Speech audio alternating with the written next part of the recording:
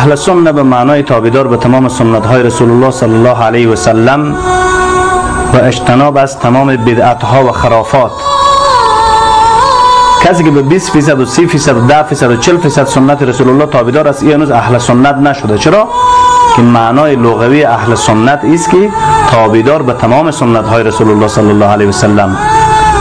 تابعداری رسول الله وحی است، حکم الله است. و من یطیع الرسول فقط اطاع الله.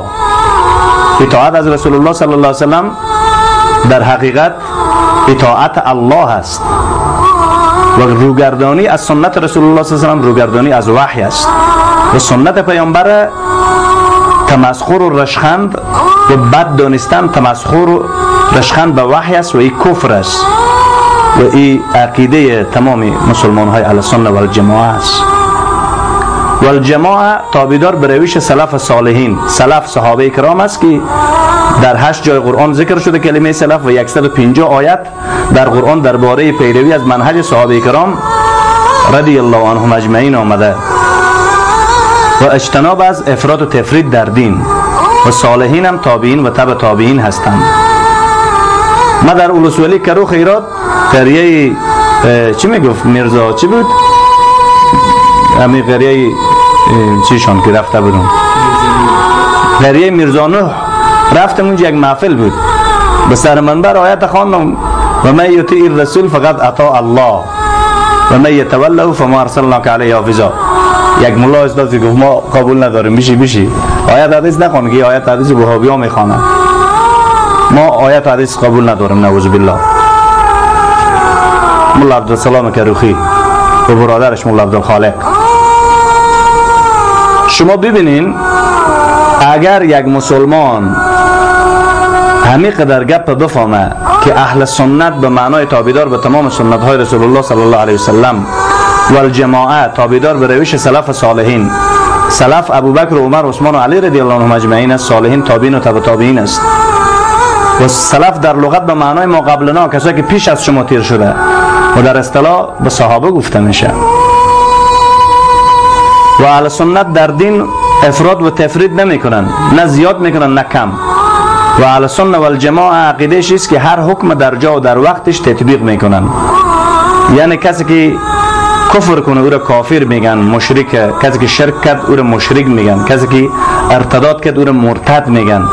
و کسی که نفاق کرد او را منافق میگن. و کسی که فسق کرد او را فاسق میگن. و کسی که ایمان به کتاب الله و سنت های رسول الله صلی الله علیه و سلم و منهج صحابه کرام رضی الله عنهم اجمعین داشت، تمام امور اسلام میپذیرفت و تسلیم بود.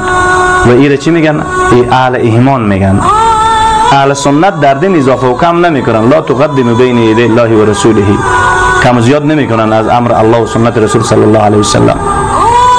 و کسی که در دین کم و اضافه کرد، بدعت ها را خرافات را قول دانشمندان را به آیات الله جنگ داد، این به این معناست که به سر الله جرح کرده. یعنی استاد خود، رهبر خود، مرشد خود از الله بالاتر دونسته نعوذ بالله. و سخن دانشمند و رهبر و حزب خود به سر سنت پیامبر جنگ داد و سنت پیامبر نسبت به حزب و گروه و تنظیم خود ترک کرد. در حقیقت این حزب و گروه خود به درجه نبوت رسونده و نبی را شاگرد درست کرده نعوذ بالله. ابوالحز یعنفی رحمه الله میفرماید که هر سنت صحیح رسول الله صلی الله علیه و سلم را نسبت به قول دانشمندا ترک کنیم، این به این معنی است که دانشمند نبی قرار دادیم و رسول الله را شاگرد معاذ الله. و صاحب فتوای عالمگیری می نویسه، بزرگترین فتوای مذهب حنف است، که اگر انسان به سنت رسول الله صلی الله علیه و سلم عمل هم بکنه اما بد ببره یا بد بدانه، این کافر مرتد است. چرا که الله در سوره نجم آیات 3 و 4 میفرماید که رسول الله صلی الله علیه و سلم سخن را از پیش خود نمیگه مگر آن چیزی که به زور وحی میشه. پس الله جل شانه عملی را که کفر میگه، اگه شما کفر نمیگیم، این به این معنی است که شما الله را نعوذ بالله از الله اشتباه میگیریم، میگیم الله اشتباه کرد نعوذ بالله. و الله عملی را که شرک میگه، ان الله لا یغفر ان یشرک به و یغفر ما دون ذلک لمن یشاء و من یشرک بالله فقد افتره اثما عظیما. شرک الله نمیبخشه. مثل که مردم به پیرا سجده میکنن، به قبرها سجده میکنن، به رهبرهای سیاسی سجده میکنن. و عملی که الله ارتداد میگه که انسان مرتد میشه، از اسلام ایمان بیرون میشه نعوذ بالله، اگه شما او را ارتداد نمیگین، این به این معنی است که شما سخن الله را رد میکنید. و عمل که الله منافقت میگه، اگر شما او را منافق نمیگین باز شما سخن الله و رسول رد میکنین. و عمل که الله فسق میگه، اگر شما فسق نمیگیم باز شما چی میکنین؟ سخن الله و رسول رد میکنین. و عمل که الله جل شانه ایمان میگه که در ایمان سه اصل است: اقرار به زبان به امر و نهی الله، تصدیق به قلب به امر و نهی الله، عمل بالجوارح به امر و نهی الله. یعنی آنچه که الله امر کرده به جوارح بدن عمل میکنیم، آنچه که نهی کرده در بدن او را ترک میکنیم.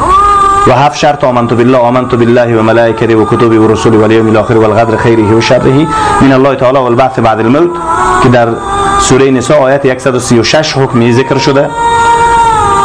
و ایمان ملائکه و انبیا همیشه زیاد میشه و کم نمیشه، چون گناه کبیره و صغیره معصومن. و ایمان تمام امت مسلمه به اعمال صالح و نیک زیاد میشه، به گناه و نافرمانی کم میشه. اما اینا اهل سنت نیستن، این فرقه های گمراه و باطل است. جز همون 72 فرقه که رسول الله میگه به جهنم میره. کی؟ همون کسایی که میگه این سنت پیامبر است، به مذهب ما نیست، این سنت پیامبر است، به حزب ما نیست، آیات و حدیث نخوان که ما قبول نداریم، نعوذ بالله. این کفر اکبر است، این ارتداد اکبر است. و هنوز مردم ما صلاحیت های الله را نعوذ بالله نشناختین و صلاحیت های رسول الله صلی الله علیه و سلم نشناختین. 200 نفر در داخل مسجد ششته امی ملا صدا میزنه که آیت حدیث نخوان، ما قبول نداریم. اگه ما این همه آیت حدیث ها رو قبول کنیم بنیم یزی ما نعوذ بالله کافر میشیم. آی مردم تکبیر، الله اکبر، مرگ به وهابی، مرگ به سلفی. بدبختا به ضد یهود چرا گپ نمیزنن؟ به ضد نصارا، به ضد روافض کمر بسته میکنن، به ضد قرآن همکاری بدون از معاش به یهود و نصرانیت و مسیحیت و سکولار و روافض. الله جل شانه ما پیرو عقیده اهل سنت و الجماعه بگردانه، ما متبع کتاب الله و سنت بگردانه، و ما دشمن یهود و نصارا و روافض و اهل بدعت بگردانه.